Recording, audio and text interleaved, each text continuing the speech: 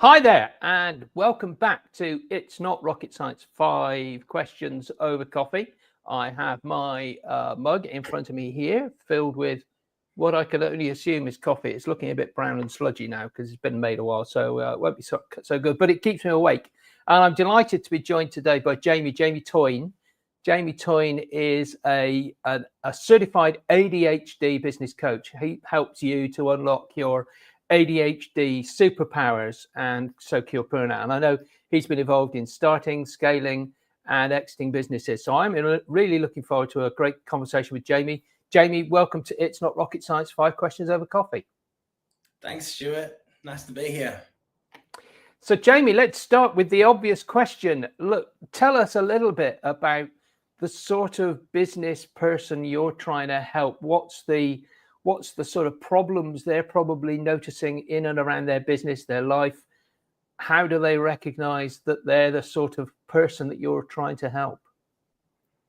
Yeah, so I work with creatives and entrepreneurs who have ADHD and are generally starting from a place of burnout. And they're basically sort of struggling to A, enjoy the journey of reaching their goals, and B, sort of perform at their best and enjoy the process of getting towards their goals. So that's sort of the target audience of people that I work with. It took me a little while to get there. I've been working with entrepreneurs for 13 years. I was a M&A advisor for many years and have run a few startups myself and run an accelerator program. And I moved from consulting into coaching like 4 or 5 years ago. And then really only in the last 2 years did I sort of really narrow down on working with people who specifically struggle with burnout and specifically have ADHD.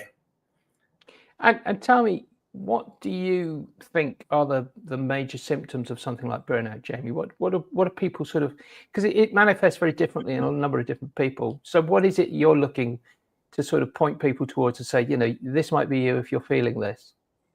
Yeah, so one is like energy. So if you're like feeling constantly physically, emotionally, or mentally exhausted, that's a big one. If your performance is like significantly below your sort of baseline or your average. Another one is like your sort of self-esteem and attitude. Like if you're easily frustrated or easily irritable or have a lot of negative thoughts about yourself or other people, that's another big symptom. So what have we got? We've got motivation, energy, sort of attitude, self-esteem. And I guess motivation is the other really obvious one if you're really struggling to get motivated. And what sort of things are you likely to have found these people do to try and resolve these issues before they come and speak with an expert such as yourself? Well, the obvious one, a lot of people, there's been, been a big like surge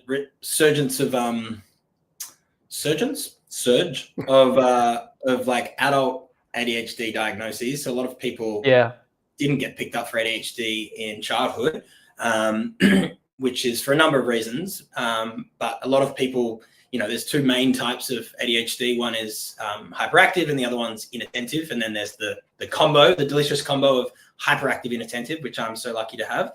But yeah, a lot of people that had inattentive ADHD didn't really, show those like very classical ADD symptoms back in the 80s, 90s and early 2000s. So, an obvious thing is to see a psychiatrist and, get medicated. That's, has some efficacy with focus and ability, to improve their executive function and stuff like that. The obvious other one is like, taking a break, going on holiday and doing all those types of things. What other things do people do when they're feeling burnt out? Well, some people actually push harder. Some people double down and sort of go like, whoop, I'm feeling like I'm sort of stuck in the mud here. I need to push even harder to just like get through this bit. And, once I reach the top of my mountain, then I'll be able to relax. So yeah, people approach it different ways. And you never quite get to the top of that particular mountain, do you, Jamie? That's the problem. You know, you climb a mountain, you think to yourself, this is the peak, and you see a further peak. It's like being sort of, you know, up in the mountains of any location. You push a peak and there's another peak further on. You can never quite see the top of the mountain, can you? That's usually what happens, yeah. So tell me, is there a piece of advice, a valuable sort of something that you would offer people to sort of say, look, here's one thing that you could do, one way of getting out of this, or you know, here am I, come talk to me. Sure. Yeah. I really, when I started researching burnout, I really wanted to come up with like, what is, no one enjoys the experience of burnout. What's the opposite of burnout? What's the antithesis of burnout? And the best answer I can find to that question is flow. And, you know, we all sort of understand what flow is. It's when you're sort of totally absorbed or wrapped in the present moment, and you know, every sort of action and decision sort of flows effortlessly and sort of clicks into place, right? And that's when we feel intrinsically motivated. And I think the interesting thing about flow is that it's an autotelic experience. So the action becomes the reward in and of itself. So talking about that journey, the entrepreneurial journey, you know, a lot of people struggle to enjoy the journey, and they're so focused on getting to the top of their mountain that they'll do anything to get there. And the journey's usually a lot of suffering and pain, and grit and hustle, basically. And so, you know, really the idea is, you know, I sort of think of burnout on one end of the spectrum and flow on the other. And so if we can get into flow, where we sort of become immune to burnout is what I've found personally, and what I've found for my clients as well. And so the advice or the tip I could give is really thinking about the way that we approach management of ourself, like almost our relationship with ourself. And so I'll give you an example. You know, there's a part of ourselves which I might call the higher self, or the general, who's, you know, that's sort of the prefrontal cortex. That's the part of the brain that's coming up with strategy and setting the vision and setting goals and tasks and organizing everything, and writing your to-do list and things like that. And then you have you know, your lower self, or the workhorse, as I call it, or what Tim Galway would refer to as the second self, which is sort of the intuitive body, and also the part of you that actually has to sit down and do the work, and actually execute. So when I was a tennis player, you know, there'd be a part of me that would be deciding where I'm going to hit the ball and how I'm going to structure the point. And then there'd be the actual part of me that actually has to swing my racket. And usually what I see is when we are burnt out, that relationship between those two parts is completely disintegrated and broken down. And so what I really focus on with my clients is helping rebuild that relationship, and so that those two parts are working together as a team. And that's when we start to get into flow. So it's almost like designing our environment and our systems and the way that our business operates to be aligned with what I would call our true nature, right? Because I think flow, our flow state, or our state of flow, is essentially our natural state of being. And it's the conditioning and the stress and the, you know, all the things that we complicate our lives with that block us from flow. And so what I really would recommend is like trying to identify the things that are blocking you from flow and removing them. And that's the quickest way to resolving burnout. And so an example of things that would be blocking you from flow would be anything that you're putting energy into where that energy seems to leak out and it drains your energy. So if you're putting your energy into something and it rebounds back to you and it's energizing, it's in alignment. And if that energy is flowing out and flowing one way, it's probably out of alignment. And so that could be a relationship in your personal life. It could be a business partner, an investor. It could be a customer type. It could be some way that you're structuring your business or the hours you're working. It could be anything. And so really doing a bit of an audit of everything that you think might be zapping your energy, and really looking at that and looking at ways that you can either remove that or optimize it or modify it so that, you know, it's more in alignment, and it's not blocking you from flow, but it's creating space for flow to emerge, your natural state of being. So I've just dropped a link into the bottom of the screen that anybody can see here, which is where you offer a free coaching call for somebody who perhaps want wants to go back and discover that state of flow. And I know what you mean by flow. It's something which, well, obviously you as a former professional sportsman really sort of appreciate the ability to sort of get into that point where the point where in your business, for instance, you are no longer thinking about everything that has to happen. It's happening, and you're able to move your thoughts to sort of, the future, the strategy, rather than having to be thinking about what happens next in this business in order to just keep it alive, which is kind of, my level of tennis. I don't know, yours is probably slightly better than that. My level of tennis is, how do I manage to keep this ball from actually sort of just dropping on this side of the net and I never see it again? But you need to get to that state, don't you, with your business, which is where, the racket swing is happening. It's moving the ball to where you want your opponent to be. And you're thinking about sort of, right, when I finish this game, I'm going to have a really nice dinner because I'll reward myself for having beaten this guy. So that is the state that we need to get our business to. Jamie, let's move on to something which I hope is going to sort of give a bit of an insight into. Is there a course, a program, a book, something which actually brought you to the point at which you understood maybe your own ADHD, maybe the way in which you can sort of conquer some of these ADHD feelings? And at this point, I'm just gonna flash up the fact we've got Therese Baptiste, who is I love Therese. She's watching in. So Therese, hi. I know you're somebody that really understands this sort of thing. You have so much energy yourself. I'm not even going to try and sort of compete with you. So, hello, Therese. Jamie, let's get back to the point. Is there a particular book or course or something which helped you to understand flow, helped you to understand how you recover flow in your life, how you started to sort of bring this into your own coaching practice? Yeah, so I was diagnosed with ADHD as a child. So I've always known I've had it. I was never medicated. So I've sort of learned different strategies and techniques just through trial and error, and a lot of suffering and 3 pretty significant burnouts throughout my life. But I did recently, the most recent training I've done is a ADHD training program done with a woman called Brooke Schnittman, who's fantastic. So that was a really cool. I'd done a bunch of study on sort of the neuroscience of flow states and burnout. So it was really cool to, I'd sort of developed this high performance program for entrepreneurs, and then to really marry the neuroscience of flow with the neuroscience and psychology of ADHD was really sort of what allowed me to develop the curriculum for this program that I run, which is called FlowJo.